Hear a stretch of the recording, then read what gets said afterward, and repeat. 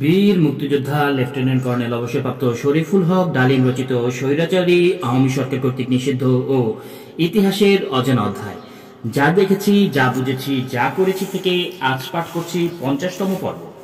ভীষণ রাগ হলো। মতি ও আমি নূরকে তার গাফলতির জন্য বকাবকি করতে লাগলাম। আমাদের বকাবকি শুনে কালেক্টর সাহেব এগিয়ে এসে বললেন, যা হবার তা হয়ে গেছে, গোলমাল করে সময় নষ্ট না করে ট্যাক্সি পাকড়ো। ড্রাইভারকে বকশিশ দেওয়ার কথা বললেও তোমাদের ট্রেন পৌঁছানোর আগেই পরের স্টেশনে পৌঁছে দিতে পারবে। তার মধ্যস্থতায় একটি ট্যাক্সি ঠিক করে উঠে বসলাম। কালেক্টর সাহেব ড্রাইভারকে পাঞ্জাবিতে সব বুঝিয়ে দিয়েছিলেন।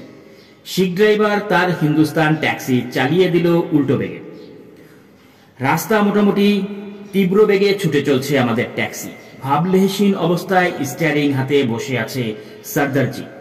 আমারও চুপ করেই বসেছিলাম। মুখে কেউ কিছু না বললেও প্রতি মুহূর্ত মনে হচ্ছিল স্বাধীনতা যুদ্ধে বোধহয় আর যাওয়া হলো না। রাজস্থানের এই মরুভূমিতেই মোটর দুর্ঘটনা অক্কা পেতে হবে। মনে মনে দোয়া দুরুদ পড়তে লাগলাম। সর্দারজির চেষ্টা সার্থক হলো।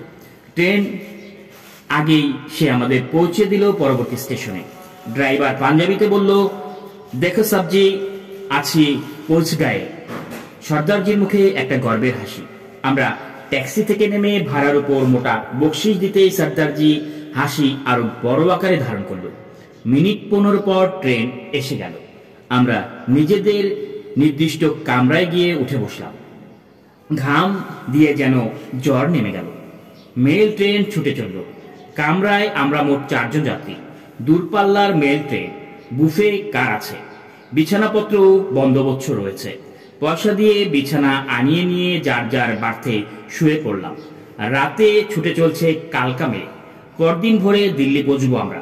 ট্রেনের শব্দ ও মৃদুমন্দ দোলায় বিছানায় শুয়ে শুয়ে নানান কথা চিন্তা করতে করতে একসময় গভীর ঘুমে ঘুরিয়ে পড়লাম। অনেকদিন পর আরামের ঘুম হলো।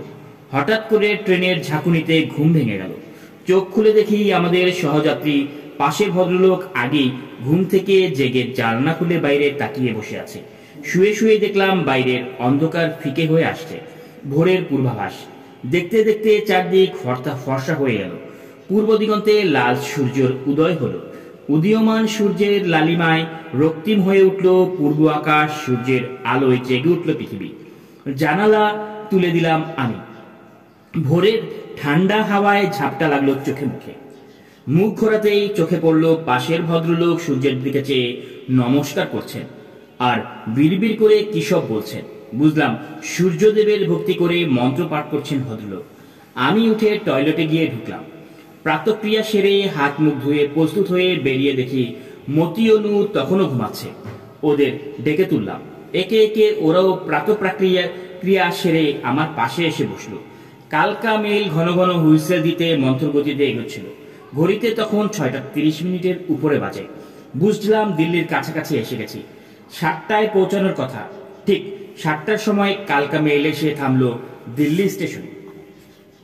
বিরাট বড় দিল্লি স্টেশন। অসম্ভব ভিড়। এত সকালে লোকজনের অভাব নেই। ব্যস্ততার সবাই ছুটোছুটি করছে। একটির পর একটি গাড়ি দাঁড়িয়ে আছে প্ল্যাটফর্মে। নির্দিষ্ট প্ল্যাটফর্মে আমাদের ট্রেন এসে থেমে গেল। ঠিক বিশ্বাস হচ্ছিল না এত সহজেই দিল্লি পৌঁছাতে পারবো। ট্রেন থেকে নেমে স্টেশন থেকে বেরিয়ে এলাম। বেরোতেই ট্যাক্সিওয়ালারা জেগে বসলো। একজন এসে বলল, বাঙালি বাবু ট্যাক্সি চাইয়ে? বললাম, হ্যাঁ, নিয়ে চলো মাঝারি দামের ভালো কোনো হোটেলে। সিটি সেন্টারের কাছাকাছি হলে ভালো হয়। লে চলতে হ্যাঁ সব আইয়ে বলে ও আমাদেরকে ওর ট্যাক্সির কাছে নিয়ে গেল। দরজা খুলে আমরা ভেতরে বসলাম। 20 মিনিটের মধ্যেই চালক একটি হোটেলের সামনে গাড়ি থামালো। হোটেল নটরাজ। ট্যাক্সির ভাড়া চুকিয়ে দিয়ে রিসেপশনে এগিয়ে গিয়ে 2টো কামরা বুক করলাম। একটি সিঙ্গেল রুম আমার জন্য, আরেকটি ডাবল রুম মতি ও নূরের জন্য। পাশাপাশি কামরাই পাওয়া গেল। পোর্টার আমাদের হ্যান্ডশেকার কাঁধে তুলে কামরায় পৌঁছে দিল। 3-4 স্টার হোটেল। ভালোই পরিষ্কার পরিচ্ছন্ন। চার্জ ও রিজনেবল। প্রতিটি কামরার সাথে ছোট্ট ছোট্ট ব্যালকনি। ব্যালকনি থেকে দিল্লি শহরের অনেক দূর দেখা যায়। আমরা রুম পেয়েছিলাম 4 তলায়। প্রতিটি রুমের সাথে রয়েছে অ্যাটাচ বাথ। হট শাওয়ার নেওয়ার পর ট্রেন সফরের ক্লান্তি সব দূর হয়ে গেল। রুম সার্ভিস ডাকিয়ে নাস্তা করলাম 3 জন একত্রে। নাস্তা খেতে খেতে ঠিক করে নিলাম 20 তারিখ সকালে নিজেদের সমর্পণ করব মিনিস্ট্রি অফ এক্সটার্নাল অ্যাফেয়ারে গিয়ে। ইতিমধ্যে আমাদের পোস্ট করা চিঠিও পৌঁছে যাবে কর্তৃপক্ষের হাতে। সঙ্গের টাকা পয়সা প্রায় শেষ, টাকার বন্দোবস্ত করতে হবে। দিল্লিতে প্রচুর টুরিস্টের সমাগম, পাকিস্তানি টাকা ভাঙানো সম্ভব হতে পারে, তা না হলে ক্যামেরা বেচে দেবে। নিচে এসে কাউন্টারে জিজ্ঞেস করলাম সিটি সেন্টার কোথায়। কটন প্লেস হচ্ছে সিটির কেন্দ্রস্থল। কাউন্টারে ছেলেটি বলল ট্যাক্সিতে যেতে 10 মিনিট আর হেঁটে গেলে 15-20 মিনিট লাগবে। দিল্লি সম্পূর্ণ অপরিচিত, তাই ঠিক করলাম প্রথমবার ট্যাক্সিতে যাওয়াই ঠিক হবে। হোটেলের একটা কার্ড কাউন্টার থেকে তুলে নিয়ে ট্যাক্সি করে পৌঁছলাম কটন প্লেস, দিল্লি শহরের প্রাণকেন্দ্রে। অগণিত টুরিস্টে ভরা, বিভিন্ন বর্ণ, বিভিন্ন দেশের, পৃথিবীর নানান দেশে থেকে আগত টুরিস্টে গিজগিজ করছে জায়গাটা। ইতিমধ্যেই সমস্ত শহর কর্মচঞ্চল হয়ে উঠেছে। আমরাও অতি সহজেই টুরিস্টদের ভিড়ে মিশে এক হয়ে গেলাম। নানা ধরনের দালালের উৎপাত শুরু হলো।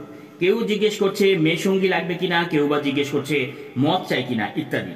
হঠাৎ একটা শিখ যুবক আমাদের পিছন থেকে আসতে জিজ্ঞেস করলো ডলার ডলার।